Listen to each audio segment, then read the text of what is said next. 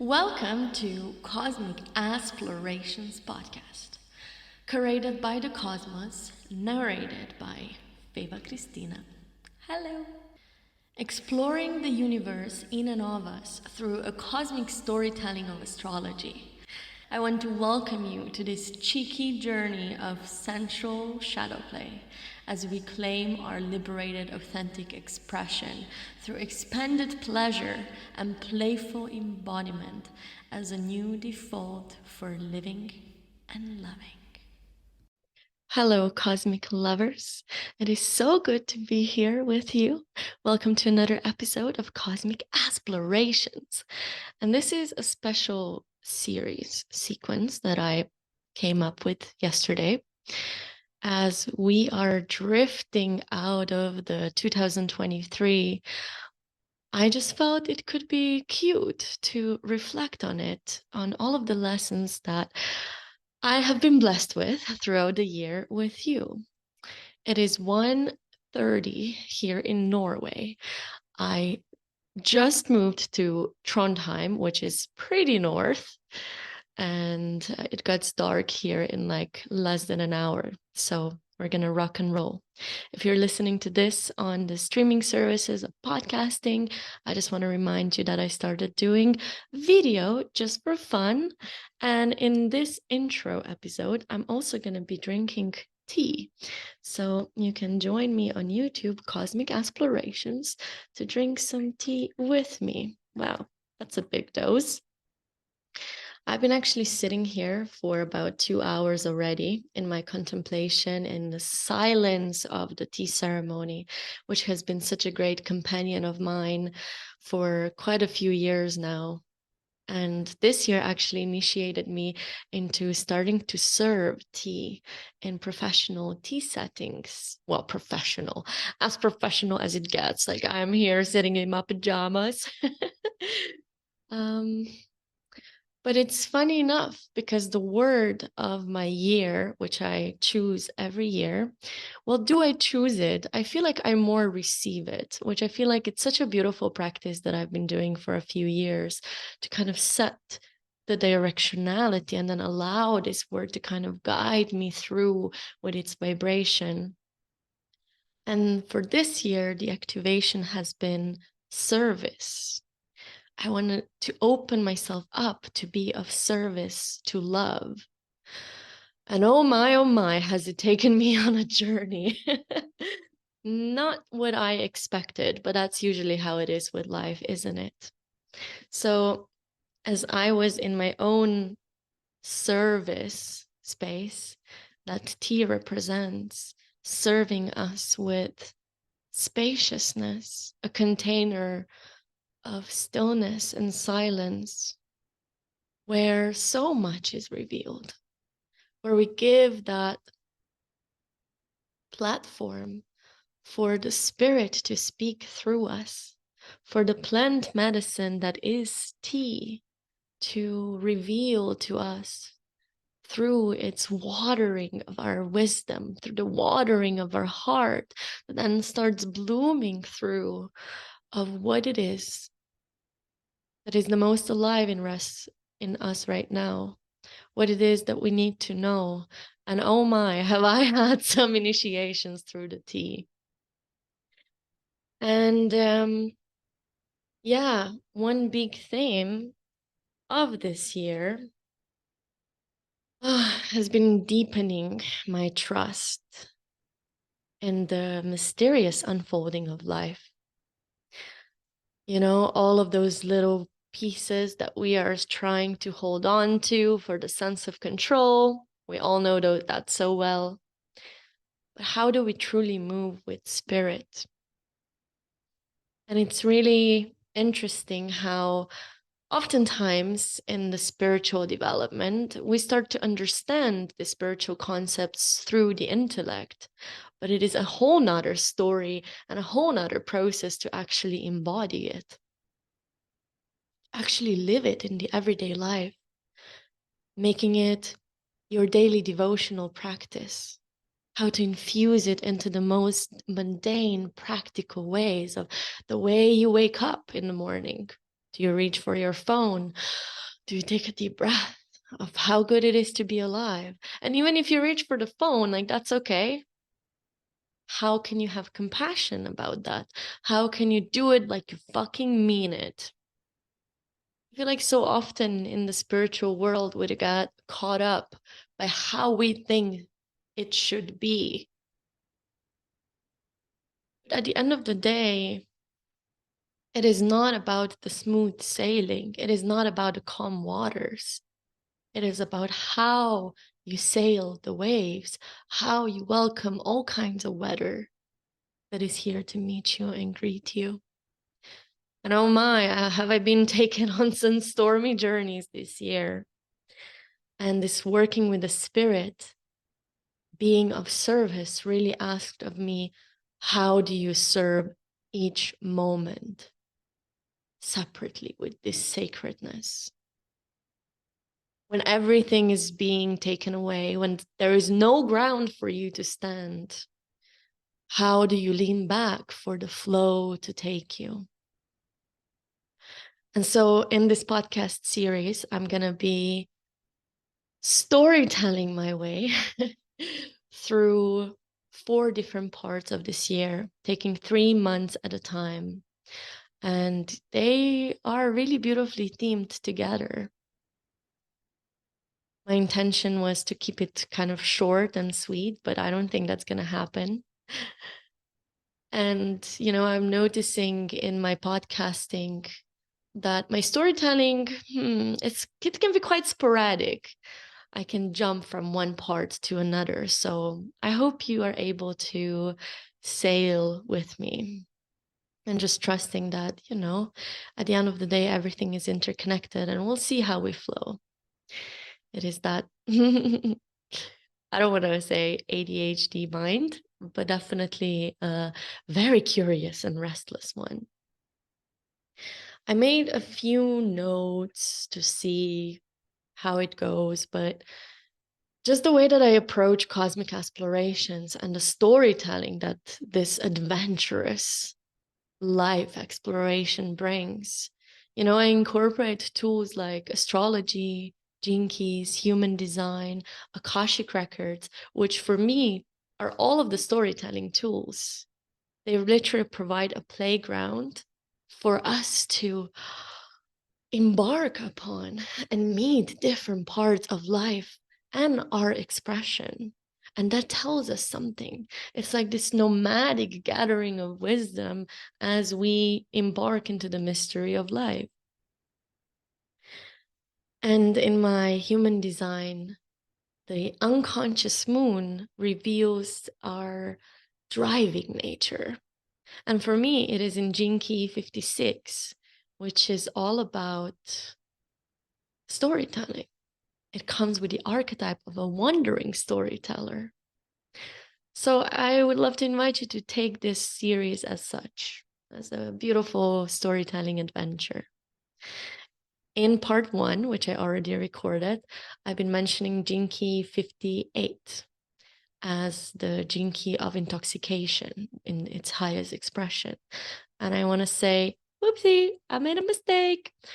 I was talking about gene key 56. No, 58, gosh. And the 56 is the one of intoxication, of how to take all of life's expressions, the fullness of experiences in, and enjoy the wild ride of life. And so much of that is a part of my dharma and is a part of what I teach, and it is a part of what I invite others into. So yeah, it's a funny thing because a part of me feels like I have done nothing this year. And it's so funny to reflect upon that, of like, what is the measurement of even thinking? Like, even the fact that it's like, have I done anything?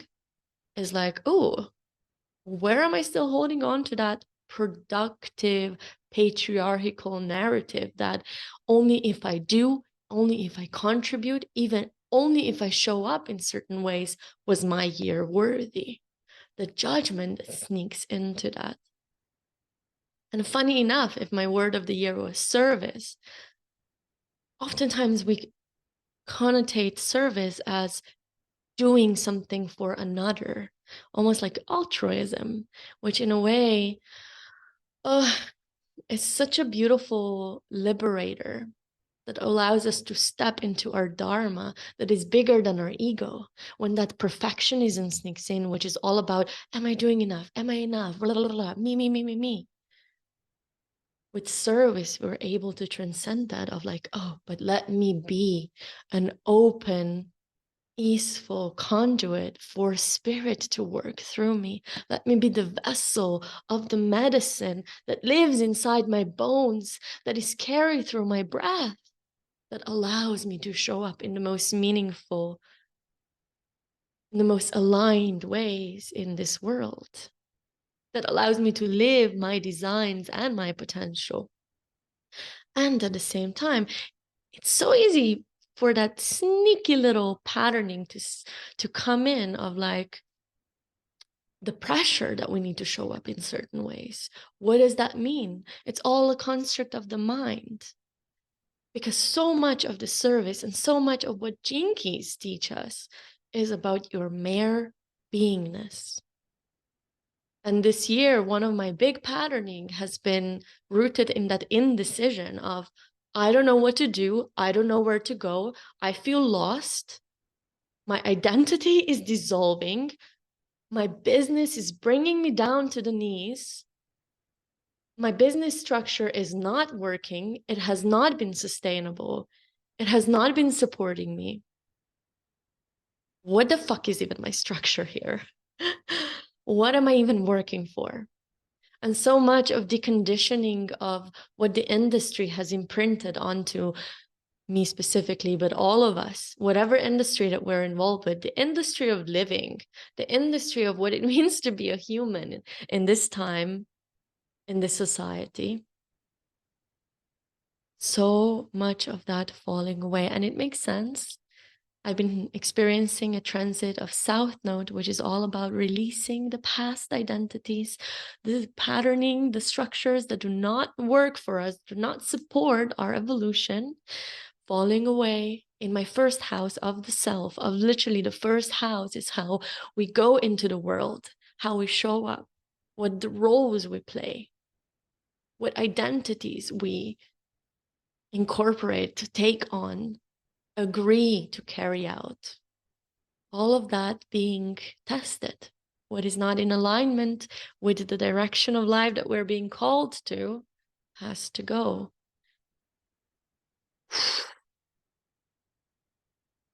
It's that dark night of the soul, you know? And I've hit rock bottom a few times this year.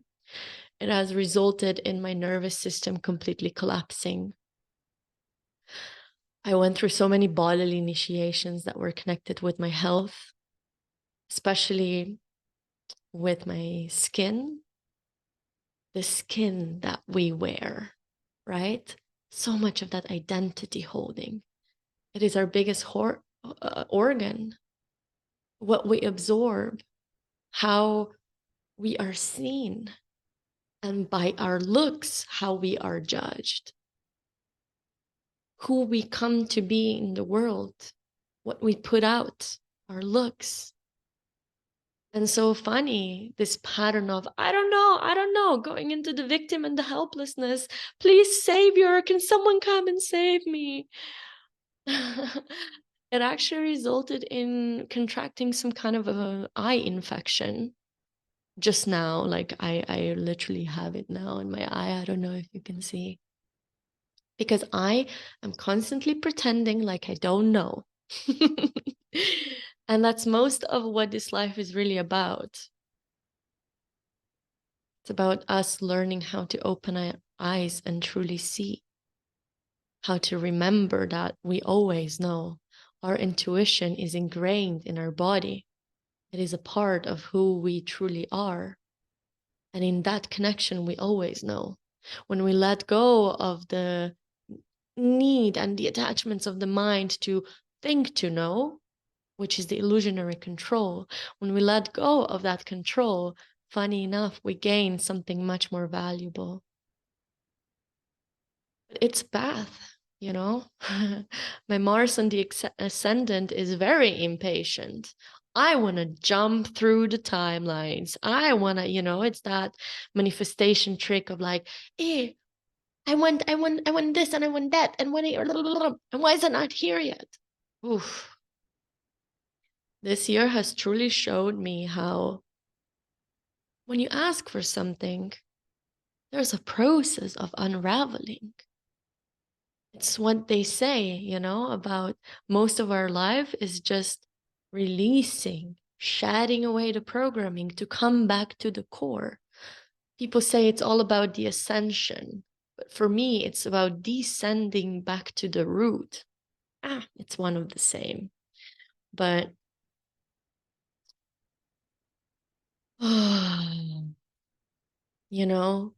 in this shedding, we are faced with our core woundings.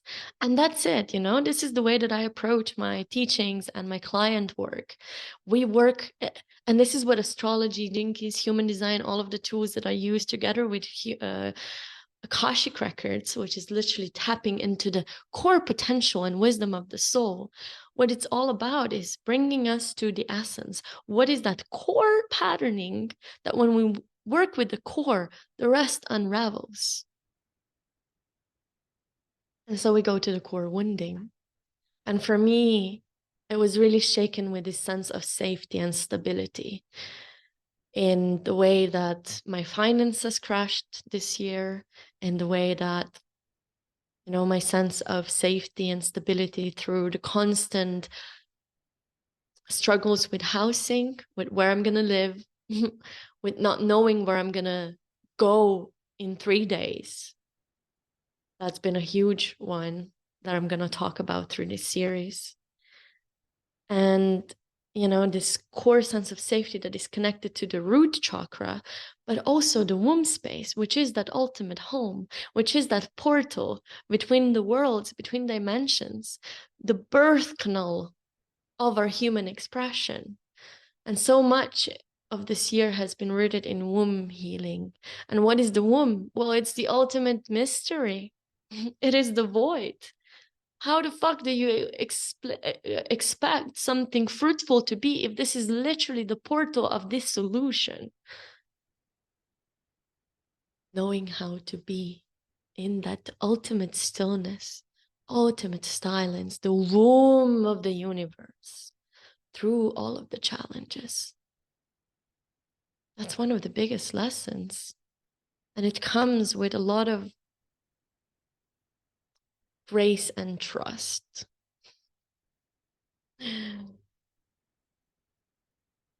This year truly humbled me in so many ways.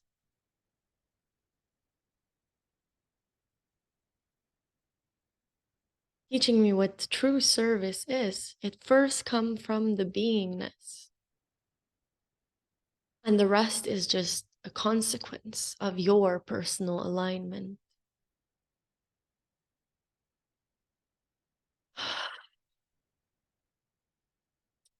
I usually write down all of these beautiful topics that I want to talk about, but then it always just transports me to this philosophizing core. I wonder if that's sometimes an avoidance because I feel very safe in the concepts. And, this year I was initiated through some new plant medicine, and a big part of that was my Bufo experience, which I'm going to talk in the second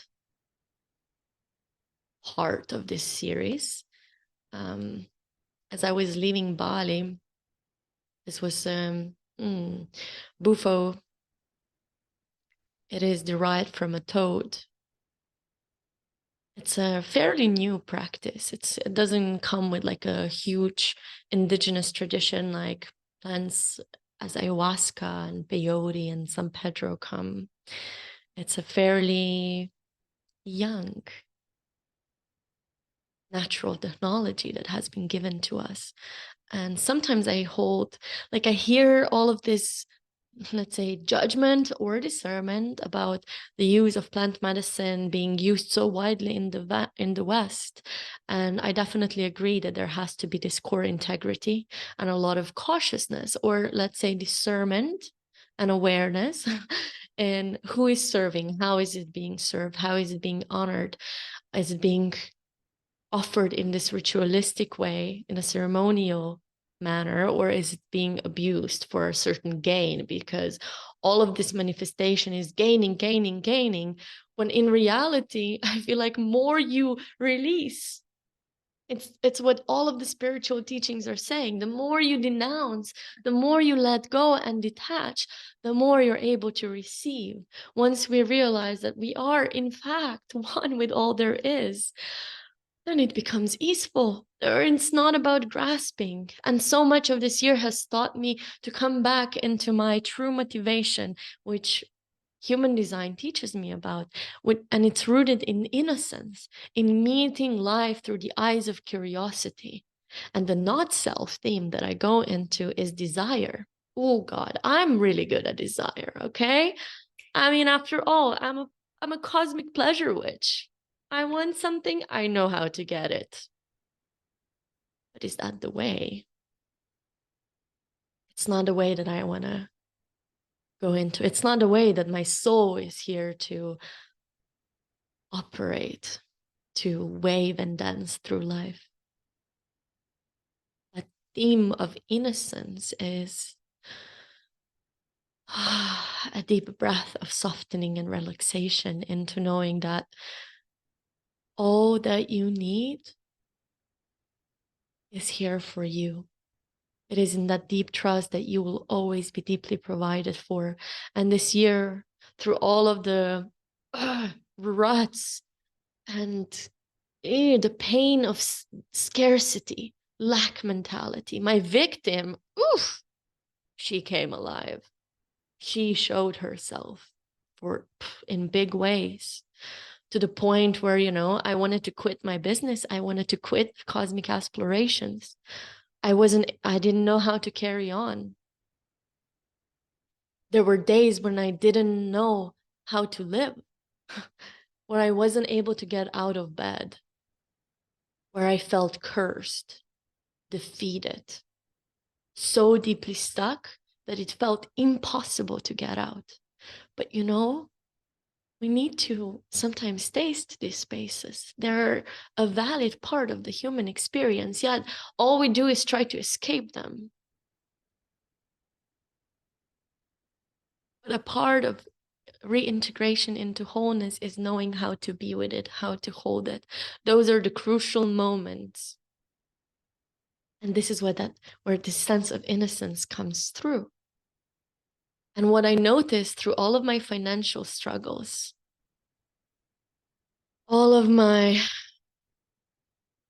dark nights of the souls, also in my relation to my family, where new layers were revealed, where new illusions were bursted, where I was able to see how I was deeply enmeshed and how I was still grasping for that sense of safety and nourishment, to be taken care of by my family, by my mother, my father, how I was actually keeping myself broke in a way. I didn't know how to. The money comes, money goes. That's been kind of my pattern.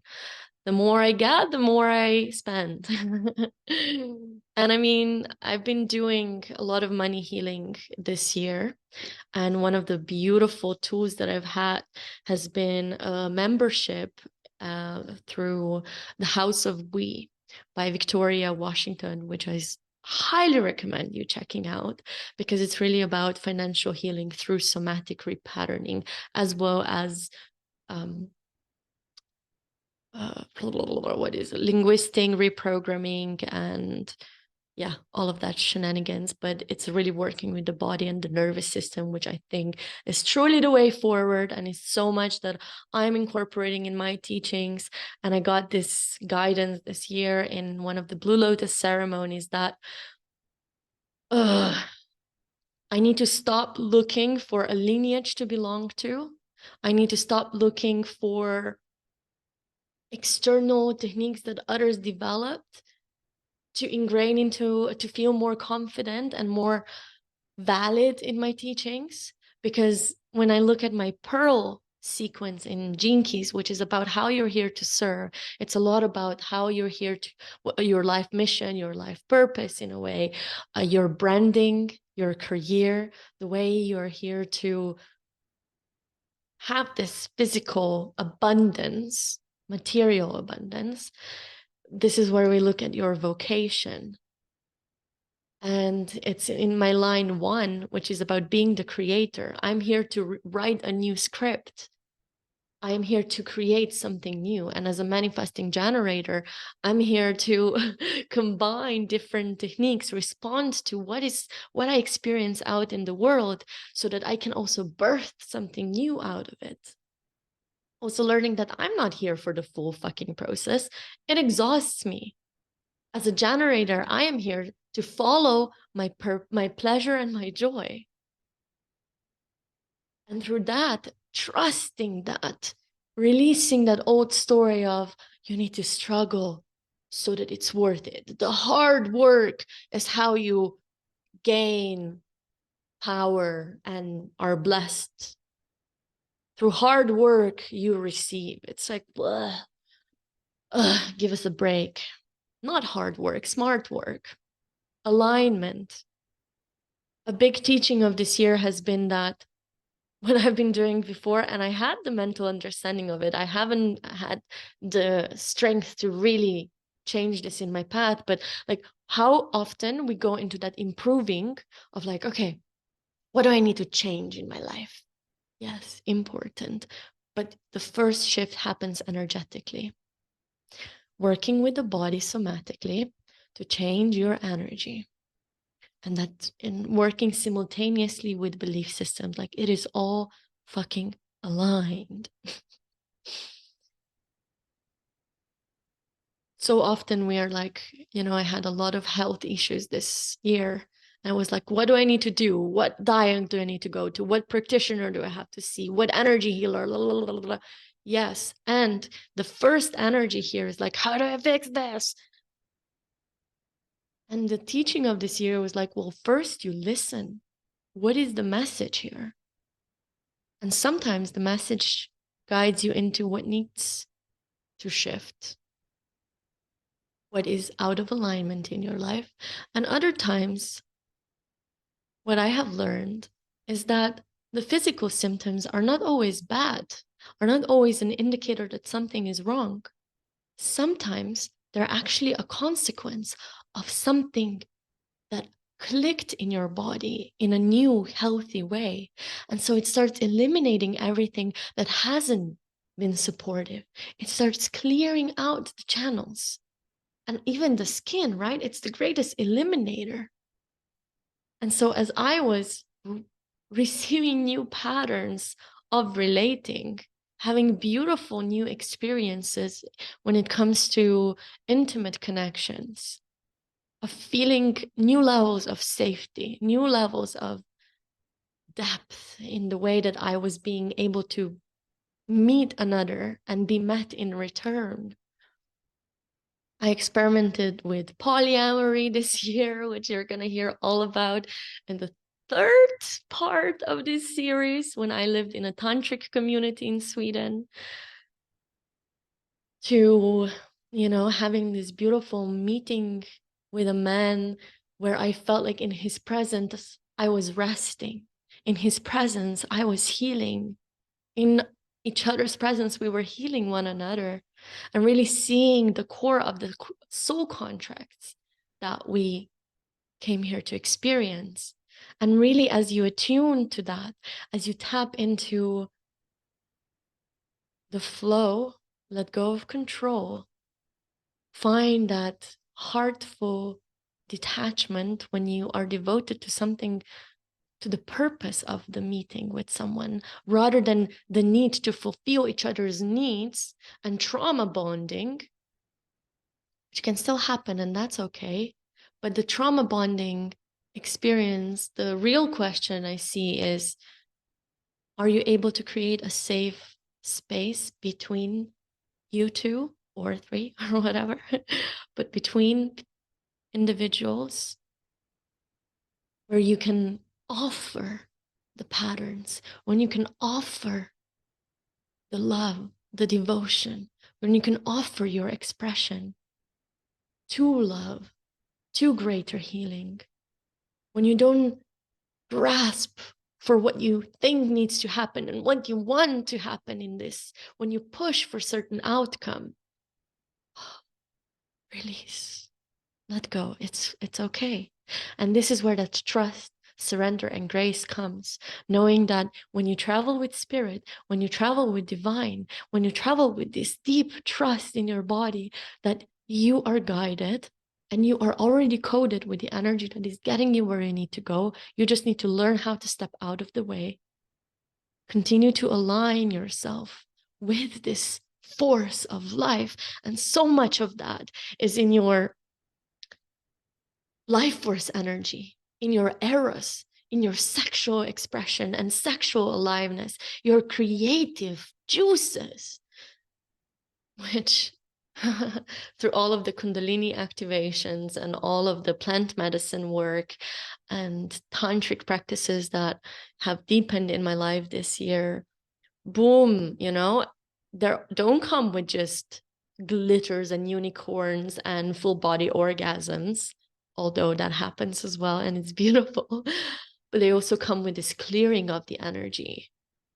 And so to hold that trust and awareness in those moments is crucial. And offer all of these experiences back to the divine, back to life. This is what it means to live your life as a ceremony in service to something that is greater than your limited perception of what you think you should be doing and how you think you should live your life and who you think you should be.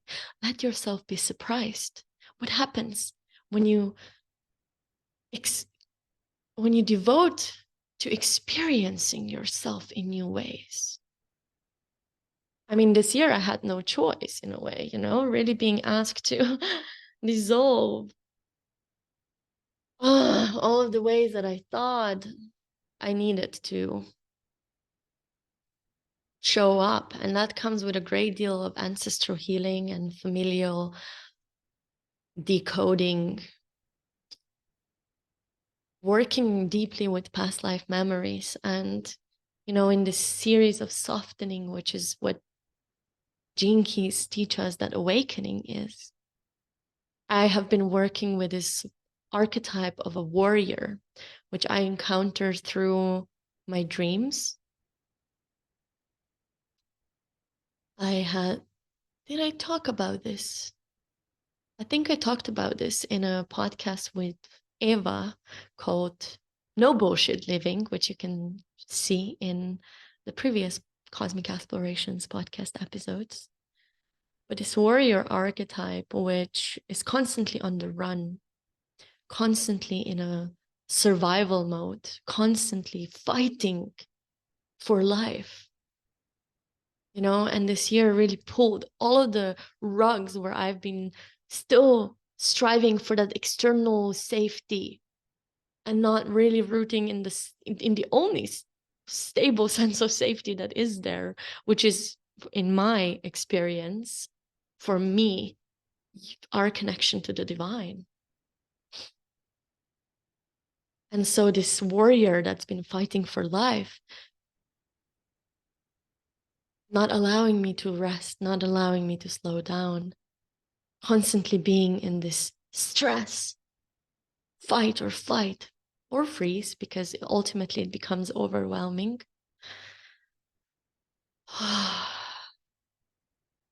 Instead of just taking care of it with love, I needed to let it die.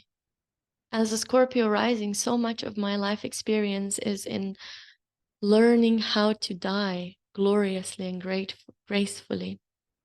And actually being here up north, moving from Bali, which is so much of this feminine potency, so much of this healing energy that kicks your fucking ass and lifts up all your karma for you to be. It's like a woof, what an initiation. But in a way, it kind of softened me. Not only softened me, but actually it brought up all of the patterns of powerlessness and helplessness. The immature feminine that just, yeah, I don't know, I need to be taken care of, waiting for my savior. And then going to the other side of the extreme far north with cold, the harshness of winter conditions, to reconnect with the sacred warrior, one that doesn't run, one that doesn't chase, one that doesn't fight, one that stands, not afraid of the death. This is the Viking medicine, the Viking strength. Not being afraid of death, because you know that that is just an illusion. That is just a transition. So I was guided into building this resilience, and I will talk more about it in the fourth part of this series. The sacred warrior of love that knows what is his or her fight.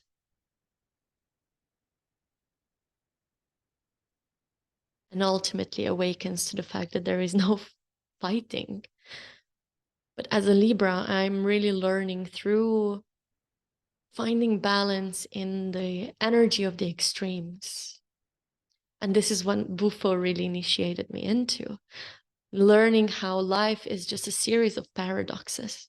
And it's not about coming to a point of nothing's ever happening and nothing's ever knocking you down, but in finding pleasure, joy, and playfulness as you experience these different colors of life. And I'm in my Saturn return. It started this year. And oh boy, it has been ugh, shoo, really mature, asking me to mature, which Saturn return is. It's one of the biggest transits that we experience in our lifetime. And it always happens around 28, 29, 30, when the transiting Saturn comes back into the house and sign, which is where it was when you were born.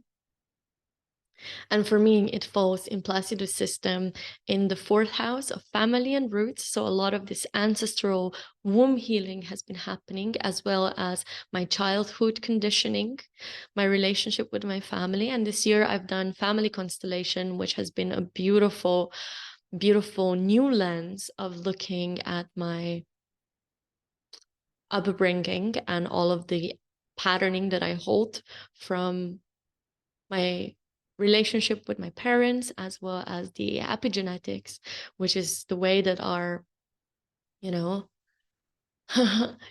genes are expressing. Because the way that in my integrative somatic trauma therapy training that I'm currently doing, the genes are explained as the piano. Like these are the notes that you are given. But then the epigenetics is the energy that drives your hand of how it plays it. And it's something that can be shifted as we heal our traumas, as we heal this patterning, as we bring consciousness, awareness, love to it. And one of the big transitions that happened in the way that I am now able to work with this ancestral inheritance, where we so often see all of the lack, all of the struggle that we have inherited, right? Because there's been, looking back a few hundreds of years, the conditions of living were really fucking hard. And that they live in our bodies, and our wombs carry that. But our wombs, energetic or physical, they are also the portal of transmutation. So a practice of bringing these patternings through the portal of the womb, ending your day by washing your energy down into the womb to be circulated, not transported, transported back into the source, that which doesn't serve, that which has no space in your energy field, but then also transformed and transmuted into what supports you, is one of the practices that I've been doing. And perhaps it's something that you want to bring into your life as well. But also this understanding that my heritage, my ancestral patterning, it's not only a burden. My mom's patternings, which is a big theme of this life, seeing her stuck and then mashing into that in that childish, not childish, but like just childish frame of, no, you need to be okay so I can be okay. And I'm trying to parent my parents. I'm trying to save my parents, which is not my responsibility and it's not my role as a child. Letting that go, and instead of feeling burdened by my epigenetics, by my family history, which has been quite nasty and beautiful, seeing it as a strength and a source of power. Even to stay so fucking stuck in a certain cycle, it takes an immense energy. If the nature of life is flow, if the nature of life is transformation, it takes a lot of fucking energy to stay stuck in the old patterns. And so imagine when you take that reservoir that you've been holding and hoarding and keeping stuck in your body, when you allow it to blast out and open, imagine the force it ripples out. Imagine the transformation, the cracking of the illusions, the cracking of the struggles and the pain that it is able to release. Ooh, huh? And this is how we work with the energy in Cosmic ASSplorations. And this has also guided me, to anchor more deeply and bring myself into deeper integrity with Conscious Drama Club and sensual shadow play that I've been preaching and waving through my practices for quite a long time now. And at the same time, there are layers upon layers upon layers. They say you become a master of something as you teach it. You become master of something as you practice it. And it's an ongoing journey. So yeah, let me see what else I want to bring through. Well, there's been so much.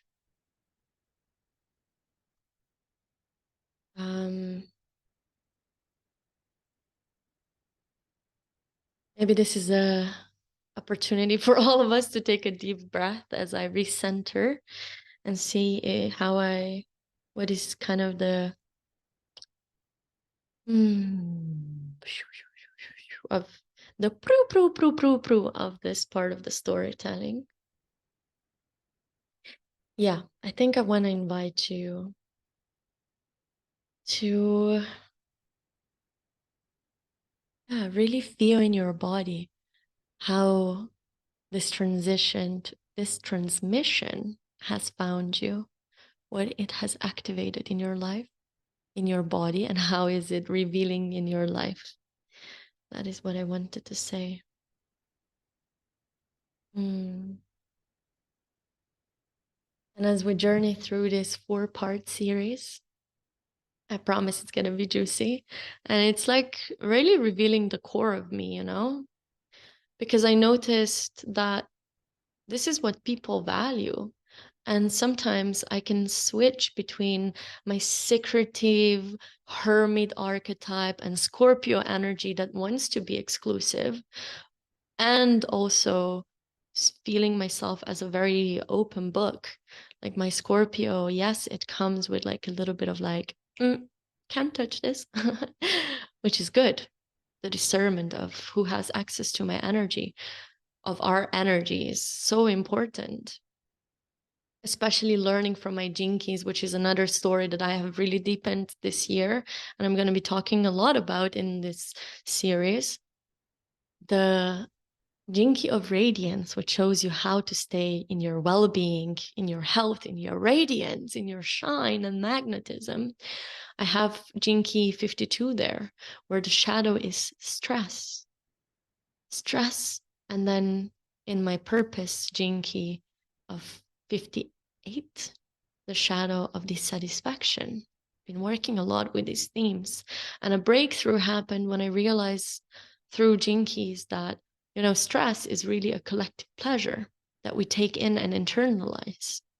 And so being aware of the energies that we're consuming, what we're consuming through food, through news, through the people that we hang out with, the thoughts that we think, the stories that we tell ourselves, the way we move the energy in our bodies is really, really crucial.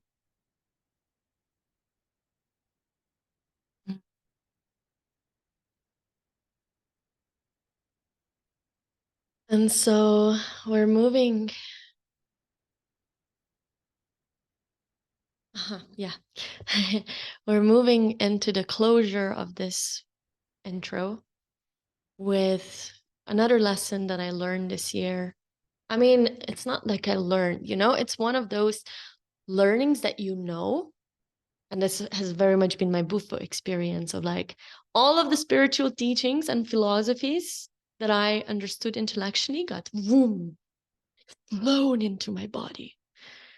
And a big lesson that I definitely was not practicing for the majority of the year was in grounding and the importance of closing portals, completing processes. How do you end something is as important as how you begin. And so I want to end this chapter by taking a few deep breaths with you. Wherever you are, if maybe you want to wiggle your body, shake, stretch. Take a deep breath. Feeling your feet on the ground or your sit bones on Mother Earth, on the surface beneath you. Wiggle, wiggle, wiggle, feeling that magnetism of the earth, how it corresponds with your body. Taking a deep breath from the earth and feeling her energy entering your body. Washing over you and then releasing, receiving the rain of light from above. This beautiful synastry, the flow between the earth and the heavens above that meet in the vessel of your body, in the center of your heart. The well of unconditional love. So bringing your awareness to the center of your heart, taking another breath, filling it up with light, exhaling it into the space. It's like one of my gurus, the YouTube yoga teacher, Adrian, says, inhale love, exhale love. I hope you join me on this explorative journey into the depths of my life and my life teachings. And may it brings you that which you need to hear through and see through the mirror of my expression. Thank you.